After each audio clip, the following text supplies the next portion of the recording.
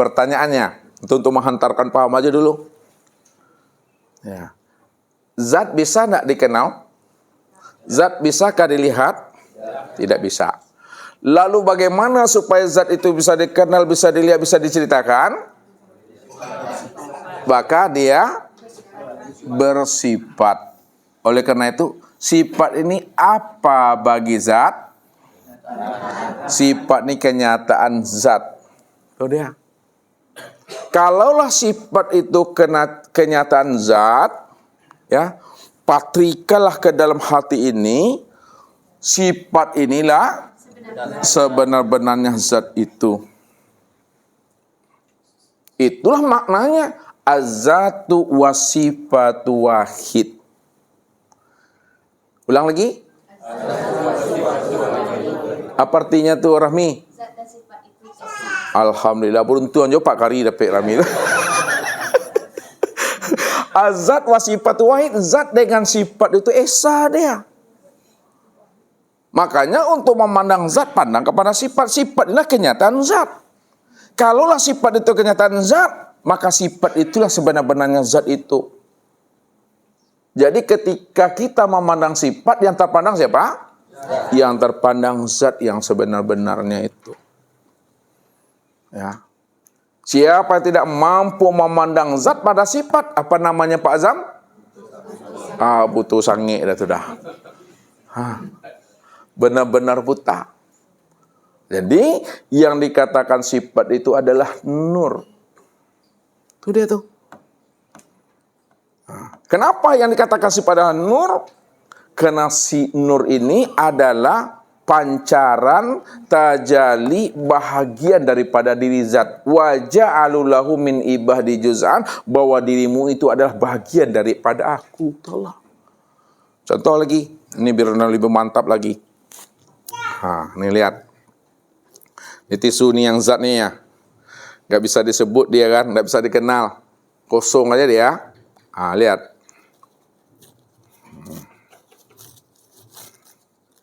Lalu Ustaz sobek. Ya. Sobekkan ini, ya.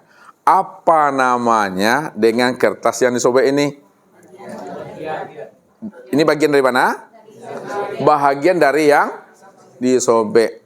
Kalaulah ini bahagian daripada yang disobek, kertas disobek, maka bahagian yang disobek ini apa namanya? Begini. Bahasa-bahasa ini, bahasa zat dengan sifat. Yang ini apa namanya? Yang ini namanya zat. Makanya az-zatu wasifatu wahid. Zat dengan sifat itu esa dia. Ya, satu. Maka sifat inilah yang disebut namanya nur. Aku ingin mengenal diriku. Karena aku ingin mengenal diriku, aku zahirkan diriku. Aku tajalikan diriku. Ini dia, tajali dia tuh. Supaya tajali diriku ini, dia bisa mengenal akulah sebenar-benarnya yang nyata, yang wujud, yang jelas pada dirinya. Dirinya itu aku. Ini yang katakan bahagian tuh. Itu yang nur. Nur ini yang katakan bahagian diri Tuhan. Nur ini yang katakan pancaran diri zat. Ya. Nur inilah sebenar-benarnya kenyataan zat itu yang sesungguhnya. Karena dia cuma yang ada. Kalau Bapak Ibu udah paham, naik kita lagi sini. Ketika kita dah paham bahwa untuk memandang zat, memandang Tuhan pandangnya pada nur, ya, maka nur ini benar-benar Bapak Ibu nyata dia pada sekalian alam. Nyata dia pada sekalian yang wujud, nyata dia pada sekalian yang ada ini. Dalam bentuk rupa yang berbeda, wujud yang lain. Rupanya untuk memandang nurnya ilahi, atau tempat memandangnya Nur Muhammad itu, memandangnya itu kepada sekalian alam nih.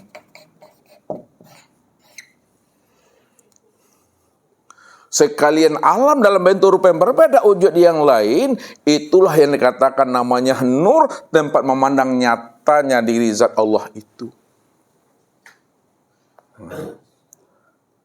Jadi Jangan Bapak Ibu cari juga lagi nur. Karena nur itu sudah nyata pada sekalian alam semesta. Ya.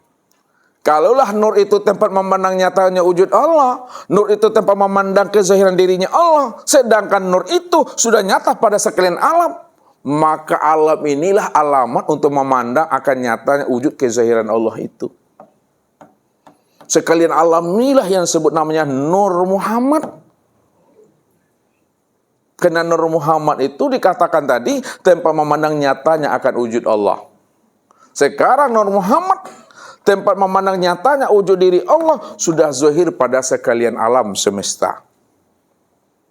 Namun kesempurnaan memandang akan wujud kezahiran nyatanya akan diri Allah pada sekalian alam semesta, itulah nyata sempurnanya pada insan. Insan inilah sebenarnya tempat memandang kesempurnaan nyatanya akan wujud diri Allah. Ya. Kalau kita sudah paham bahwa insan itulah kesempurnaan untuk memandang nyatanya akan wujud diri Allah, disitulah kita bisa memahami siapa insan itu yang sebenarnya. Sesungguhnya insan itu yang sebenarnya kata Allah, al-insanu nafsi wa ana nafsuhu. Insan itu adalah diriku dan akulah dirinya insan itu. Insan itu diriku, aku yang insan tuh. Atau dikatakan juga al-insanu siri wasiri sifati wasifati la ghairi. Al-insanu siri wasiri sifati wasifati la ghairi. Insan itu rahasiaku, rahasiaku itu sifatku, sifatku itu tiada lain adalah aku. Atau dikatakan juga al-insanu siri wa ana sirahu. Insan itu rahasiaku dan akulah rahasianya itu. Situlah letak kesempurnaan memandang wujud nyatanya diri Allah itu pada insan, Bapak Ibu. Jadi kita wajib mengenal siapa insan itu yang sebenar-benarnya dalam pandangan hati ini. Itu yang Ustaz katakan di awal tadi. Dalam bahasa Thariqat, hapuskan sekalian alam dan lenyapkan sekalian diri dalam pandangan hati. Dalam pandangan hati. Kalau sudah hapus sekalian alam, sudah lenyap sekalian diri dalam pandangan hati, maka nyatalah senyata-nyatanya Allah itu pada sekalian alam, dan nyata pula lah Allah itu secara sempurna pada sekalian diri. Kenapa? Karena memang dialah yang wujud berdiri dengan sendirinya. Tidak ada diri yang lain lagi sana. Ketika itu Bapak Ibu sudah menyaksikan Allah pada maqam Sidratul Muntaha. Nah, ini Bapak Ibu sudah menyaksikan Allah itu ya pada maqam Sidratul Muntaha.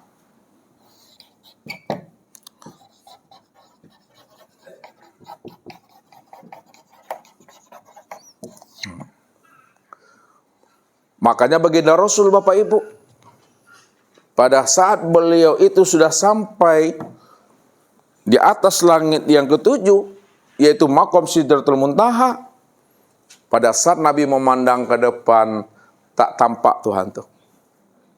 Dipandangnya ke belakang juga tak tampak Tuhan. Dilihatnya ke kanan tak tampak Tuhan. Dilihatnya ke kiri tidak tampak Tuhan. Namun pada saat dia memandang, menilik dan menyenter ke dalam diri, disitulah tampak Tuhan itu jelas sejelas-jelasnya. Inilah yang disebut Sidratul Muntaha, kesadaran yang tertinggi, hanya Allah cuma yang wujud dan yang nyata. Senyata-nyatanya. Pada saat itulah Umar bertanya kepada Rasulullah, "Ya Rasul, Apakah ketika engkau mi'raj ya Rasul, engkau melihat Allah? Naam. Iya, kata Rasul. Lalu Allah yang engkau lihat itu ya Rasul. Bagaimana wujudnya? Ra'aitullah nuron.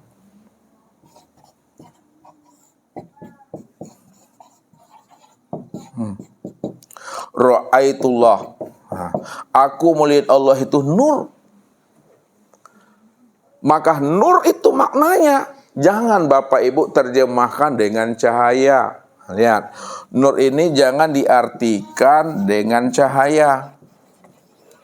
Tapi pahamilah maknanya, nur itu maknanya adalah terang. Itu maksudnya tuh. Terang itu maksudnya jelas. Jelas itu maksudnya nyata. Nyata itu maksudnya wujud. Jadi segala yang wujud, segala yang nyata, segala yang jelas, segala yang terang, itu adalah nur, tempat memandang wujud nyatanya diri Allah itu.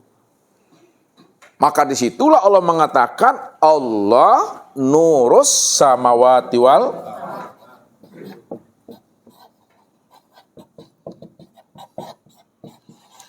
Apa artinya itu? Allah nurus samawati wal ar?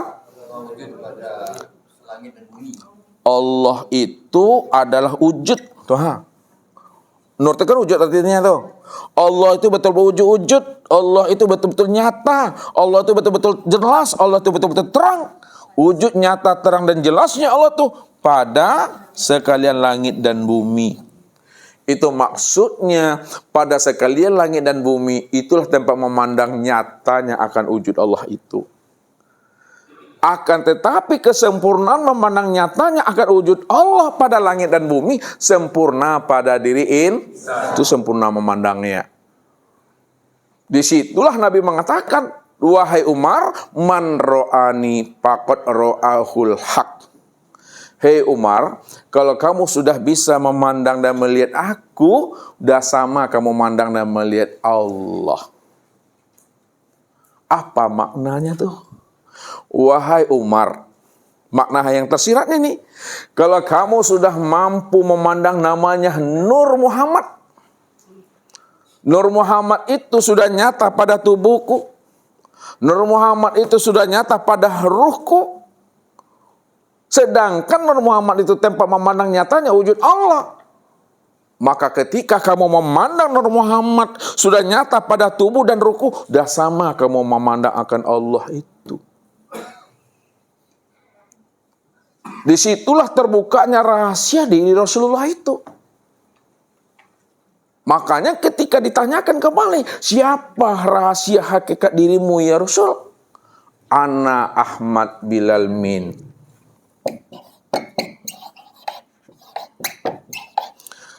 Ana Ahmad Bilal Min. Apa artinya nih? Aku adalah Ahmad, tidak memakai huruf mim. Kalau Ahmad dihilangkan huruf mimnya nih, apa bunyinya lagi? Ahad. Ahad. Siapa Ahad itu? Ahad itu adalah Allah. Allah itu yang Ahad, Allah itu yang Esa, Allah itu yang tunggal. Maka untuk memandang Ahadnya Allah, untuk memandang Esa dan tunggalnya Allah, pandanglah itu kepada insan. Sempurnanya Ahad dan tunggalnya Allah pada insan. Itulah Nabi Muhammad sallallahu alaihi wasallam. Walaupun pada diri Bapak Ibu bukanlah Nabi dan Rasul, tidak mendapat mukjizat, ya, akan tetapi diri Bapak Ibu juga bahagian daripada dirinya juga tuh. Itu yang dimaksudkan waja'alulahu min ibadi juz'an itu. Bawah dirinya kita juga bahagia daripada dirinya Tuhan itu yang sebenarnya. Contoh, ini gelas. Ketika gelas ini Ustaz lambungkan ke atas, pas sampai ke bawah Bapak Ibu pecah dia. Pecahannya ada yang 4 meter. Pecahan gelas itu ada yang 3, ada yang 2, ada yang 1.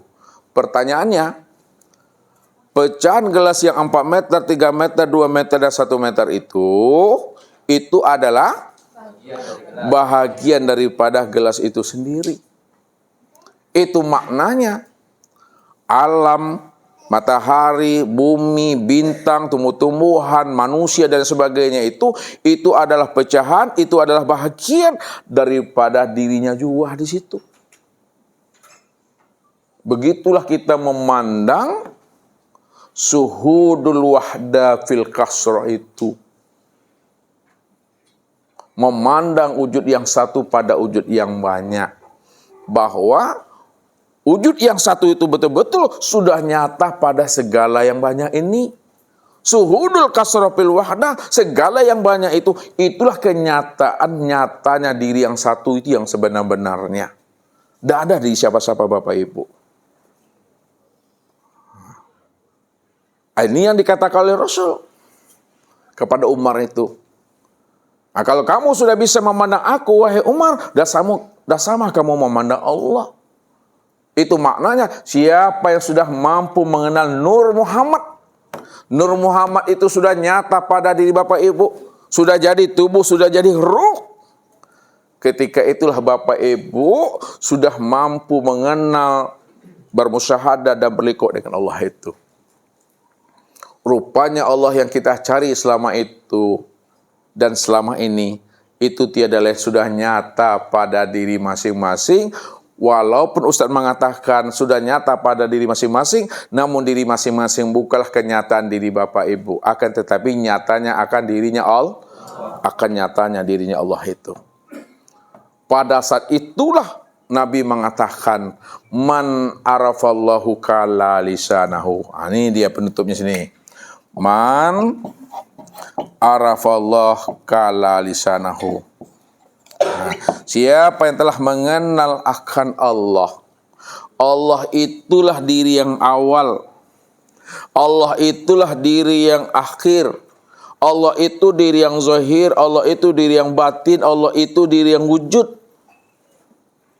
Pada segala alam dalam bentuk rupa yang berbeda wujud yang lain, hanya dialah dia itu kala lisanahu. Ketika itu keluhlah lidah Bapak Ibu. Keluh itu maksudnya tak ada lagi kata yang terkatakan. Maksud kata yang tidak terkatakan lagi, hanya dia segala-galanya. Yang menyebut dengan yang disebut dia datudah. Yang memandang dengan yang dipandang dia. Dialah yang menyaksikan akan dirinya sendiri. Itu maksudnya. Maka orang yang sudah sampai kepada maqam ma'rifat, tidak ada batas, tidak ada tabir, tidak ada hijab antara yang menyembah dengan yang disembah, antara yang menyebut dengan yang disebut, antara yang mengenal dengan dikenal. Tidak ada hijab dan batas lagi di situ. Karena dialah satu-satunya itu. Bahasa Faedi, buliknya lebih bisa digolongkan, picak lah bisa dilayangkan tuh. Udah mantap hati itu dah. Tuh memahaminya. Inilah jalan mengenal Allah itu melalui namanya nur, paling mudah Bapak Ibu. Jadi jangan dikatakan Allah itu gaib juga lagi. Jangan dikatakan Allah juga batin lagi. Kalau dikatakan gaib dan batin, katakanlah diri Bapak Ibu inilah yang gaib, diri Bapak Ibu itulah yang batin. Yang nyata dan yang wujud, yang terang dan yang jelas itu tiada lain adalah Allah Subhanahu wa taala. Yang disebut Rabbul Izzati itu. Ya, Tuhannya zat, itu maksudnya. Yang Tuhan itu yang zat itu. Yang tidak bisa disebut, tidak bisa dikenal, itulah dia. Kalau udah kenal Bapak Ibu, jangan lagi disebut-sebut. Jangan lagi dibilang-bilang. Kenapa tidak lagi disebut dan tidak dibilang? Karena memang di Bapak Ibu nggak pernah ada. Orang tidak ada bisa nggak ngomong? Nggak ada. Itulah maknanya man arafa rabbahu fasadal jasad. Nah, ke sini arahnya Bapak Ibu.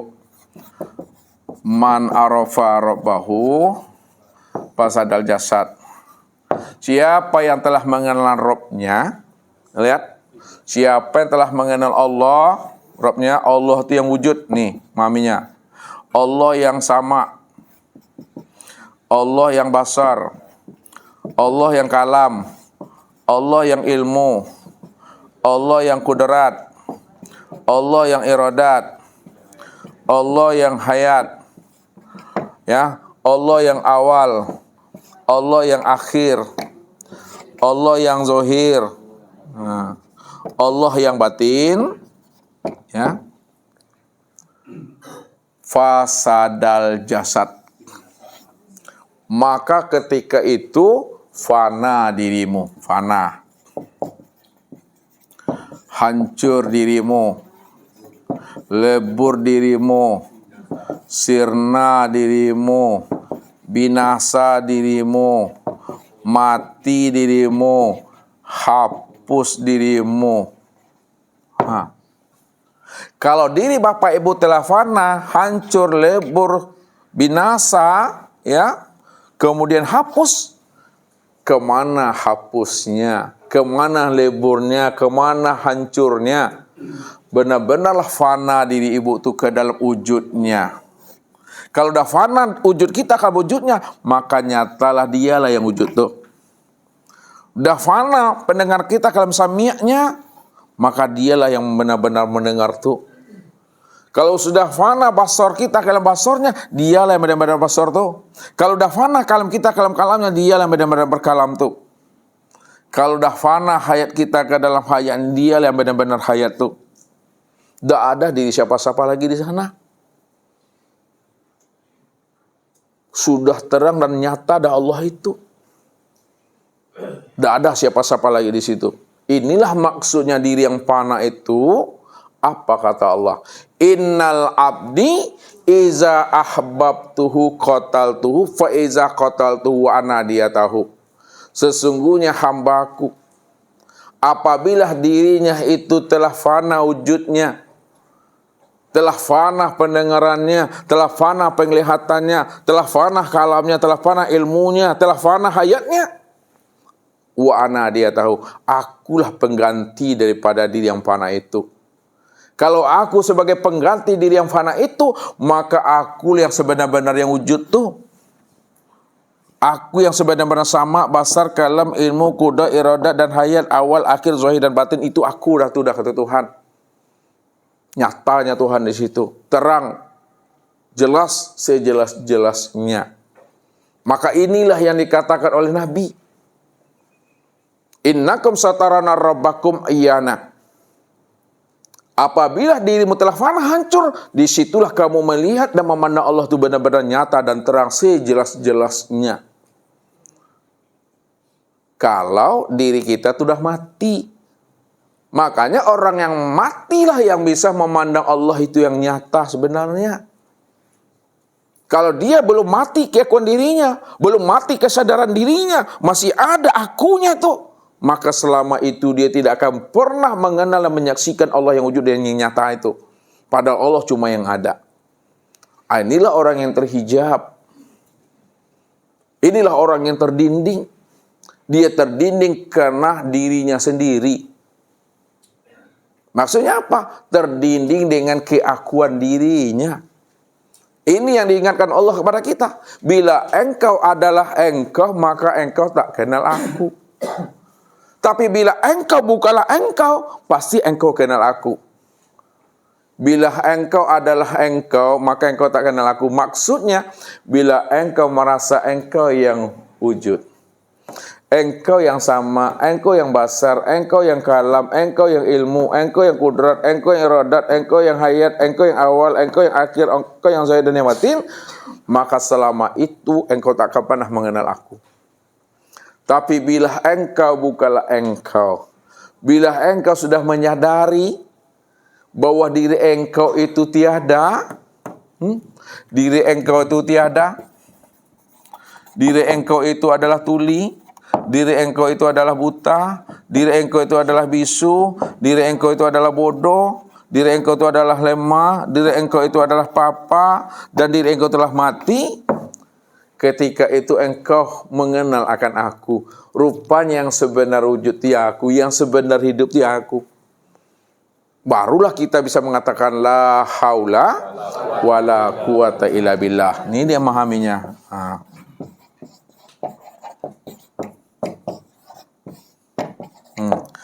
La haula wala quwata illa billah. Tidak ada daya dan upaya melainkan Allah. Ini yang mesti ditalkinkan selalu kalau bapak ibu udah mati. Karena orang yang mati ditalkinkan kan? Talkin itu apa tuh? Dibacakan apa? Yang ditalkinkan. Lakinu mautakum la ilaha illallah.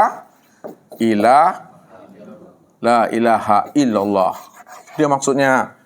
Apa artinya tuh? Tidak ada yang wujud melainkan Allah. Tidak ada yang wujud melainkan Allah. Tidak ada yang nyata melainkan Allah. Maka di dalam kalimat la ilaha illallah itu ada nafi isbat. Lihat nafi isbat. La ilaha nafi. Illallah isbat. Nafi itu apa artinya, Pardi? Nafi? Isbat? Ditetapkan. Ketika Bapak Ibu mentalkinkan diri, karena di Bapak Ibu mati, la ilaha illallah, la ilaha illallah, mana yang Bapak Ibu nafikan pada diri Bapak Ibu, dan mana pula yang Bapak Ibu isbatkan pada diri Bapak Ibu. Rahmi, mana yang dinafikan pada diri waktu la ilaha illallah tadi? Kan ada zikir tadi ada. Mana yang dinafikan pada diri, mana pula yang diisbatkan pada diri. Tidak ada yang wujud pada diriku, melainkan yang wujud itu hanya Allah. Iya, itulah makna. Yang nafi tadi apa artinya? Yang mana yang ditiadakan pada diri, mana pula yang ditetapkan pada diri.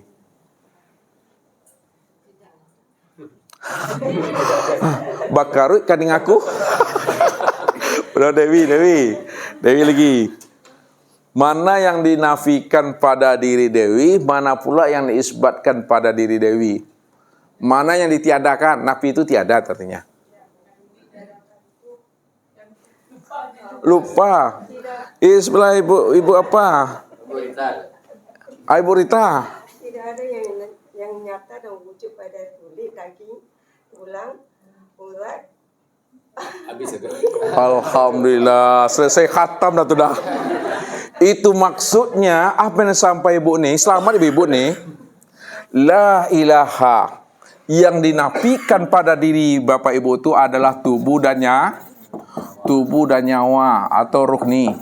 Kalau dicencang kajinya kayak ibu tadi, tidak ada yang wujud dan yang nyata pada tubuhku, kulit, daging, urat, tulang, limpa, hati, jantung, rabu, empedu, buah punggung, ruh, sirku, baru isbatkan illallah.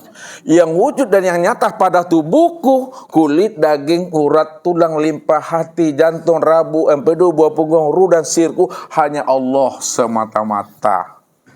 Siapa yang tak nampak juga Allah yang sudah nyata tu apa namanya, Bu? Buta sange. Pandai seminang itu terang lo. Nyata. Kapan Allah tu nyata? Kapan Allah tu terang pada diri Bapak Ibu? Ketika diri Bapak Ibu itu sudah nggak ada lagi. Sudah nggak ada lagi. Situlah nyatanya itu. Tapi kalau masih ada juga diri Bapak Ibu, terdinding juga Allah kena keakuan diri itu. Ini yang diingatkan Nabi. Bagaimana supaya kita mampu mengenal Allah? Maka matikanlah dirimu sebelum dirimu mati. Inilah yang jalan yang kedua itu tadi itu. Matikan diri. Mutu qabla anta mutu. Itu maksudnya itu. Mutu qabla anta mutu. Matikanlah dirimu sebelum dirimu mati itu. Matikan diri sebelum ajal. Matikan diri sebelum Israel sampai. Matikan diri sebelum habisnya usia umur. Matikan diri sebelum ruh itu melepaskan akang cangkangnya. Kalau Nabi mengatakan matikan dirimu sebelum ajal, mati yang bagaimana maksudnya? Apakah mati fisik, mati secara zahir, atau mati secara batin? Bukan mati secara zahir. Siapa yang mati secara zahir, dia belum mengenal Allah, maka matinya tersesat sudah. Itu maknanya. Tidak seluruh orang yang mati zahir itu dia bisa berjumpa dengan Tuhannya. Tidak seluruh orang yang mati zahir itu yang bisa berjumpa, yang bisa bersobok, yang bisa bertemu dan bertatap wajah dengan Tuhannya. Kalau sebelum mati zahirnya, dia belum mengenal Tuhan. Berarti yang dimaksud oleh Nabi, mati secara batinnya. Mati secara batin itu, matikan kesadaran dirimu yang merasa ada. Keakuan itu maksudnya tuh, jangan aden-aden jole. Jangan aku-aku juga lagi. Keakuan itulah yang dimatikan. Bagaimana cara mematikan keakuan itu? Itikad di dalam hati. Ya, dengan melafazkan kulimah la ilaha illallah. Kalau disempurnakan bahasa ibu kita tadi itu, Borita tadi, ya, tidak ada yang wujud pada kulit, daging, urat, tulang, limpah, hati, jantung, rabu, empedu, buah punggung, ruh dan sir itu hanya Allah. Ketika itikad itu, la maujud bil haqqi ilallah, la sami'an bil haqqi ilallah, la basiran bil haqqi ilallah, la mutakalliman, la aliman, la qadiran, la muridan, la khayyan bil haqqi ilallah. Tidak ada yang wujud, tidak ada yang melihat, mendengar, berkata, mengetahui, berkuasa, berkehendak dan hidup yang sebenar-benarnya pada diriku hanya Allah semata-mata. Itu itikad. Bawalah ini kemana-mana. Maksudnya apa? Qiyaman wa qu'udan wala junubihim. Bagaimanapun keadaan kita, pada berdiri, pada duduk, pada berbaring, sadarilah sesadar-sadarnya bahwa yang wujud dan bersifat itu hanya Allah. Diri bapak ibu tidak wujud, diri bapak ibu tidak bersifat. Yang wujud dan bersifat itu hanya Allah. Inilah yang disebut namanya amal batin. Ini yang dikatakan amal daimun. Ini yang disebut namanya amal ma'rifat. Amal daimun, amal ma'rifat, ya, itu maknanya hanya dia aja yang ada lagi Bapak Ibu. Itulah yang katakan makna ingat itu. Ingat itu maksudnya sudah menyadari sesadar-sadarnya hanya dia cuma yang ada. Kita tidak pernah ada. Ketika paham itu, maka tak ada lagi bahasa ingat itu di situ. Ya, jadi kata ingat itu menghantarkan kepada makna sebenarnya yang dituju. Kalau yang dituju sudah sampai, berhenti aja lah di situ lagi. Jangan mencari juga bahasa. Jangan melihat juga lagi. Ya, jangan ingin mengenal juga lagi. Semuanya itu sudah hapus. Semuanya itu nggak ada lagi. Tidak ada penghalang, tak ada tabir antara yang mengenal dengan yang kenal, yang bertemu dengan ditemu. Sudah satu aja dari situ. Itu adalah makom diam tuh Bapak Ibu. Makom diam itu maksudnya tak perlu lagi disebut-sebut, paham aja lah. Sadar kita itu. Jalani aja lah hidupnya ini. Itu Mas Ustadz. Lapar, makan, haus, minum, capek, istirahat, sakit, berobat, kantuk, bawa lalu. Itu isinya tuh Mak. Gak boleh lagi nyala-nyalakan nasib, takdir, semuanya gak boleh. Siapa yang masih menyala-nyalakan nasib, sebab musabab, peristiwa dan kejadian, berarti dia belum mampu memandang Allahnya di situ. Padahal Allah mengatakan, ana ad-dahar. Aku yang masa, aku yang peristiwa, aku yang kejadian itu. Tidak ada siapa-siapa. Aku semuanya. Jadi janganlah bertuhan kepada sebab, peristiwa dan kejadian, tapi bertuhanlah kepada yang menciptakan sebab dan kejadian, itulah Allah. Ya, yang menjadikan peristiwa itulah yang jadi peristiwa. Yang menjadikan sebab itu yang jadi sebab. Yang menjadikan sesuatu itu yang jadi sesuatu. Yang menjadikan diri itu yang jadi diri. Siapa yang menjadikan sebab sesuatu, diri dan sesuatu itu? Aku, kata Allah. Pandang akunya pada sesuatu. Ya, itu mesti dipahami. Jadi pandangan zahir dengan pandangan batin itu mesti disatukan. Ya. Mesti disatukan pandangannya. Caranya bagaimana cara menyatukan pandangan yang zahir dengan yang batin? Caranya pandangan yang zahir dibatinkan, pandangan yang batin dizahirkan. Pandang satu wujudnya, dialah Allah zahir dan batin itu. Dia Allah zahir dan batin. Kalaulah dia Allah zahir dan batin, maka itulah pandangan yang kasab sebenarnya yang disampaikan oleh Abu Bakar Siddiq, Umar bin Khattab, Utsman bin Affan dan Ali bin Abi Thalib. Sudah terpandang Allah di situ. Sehingga Bapak Ibu tidak boleh menyala-nyalakan nasib, takdir dan sebagainya. Mungkin itu Bapak Ibu jalan mengenal akan Allah. Dua jalan ini yang saya antarkan malam ini. Karena aku udah capek juga. Itu saja. Billahi taufiq wal hidayah. Wassalamualaikum warahmatullahi wabarakatuh.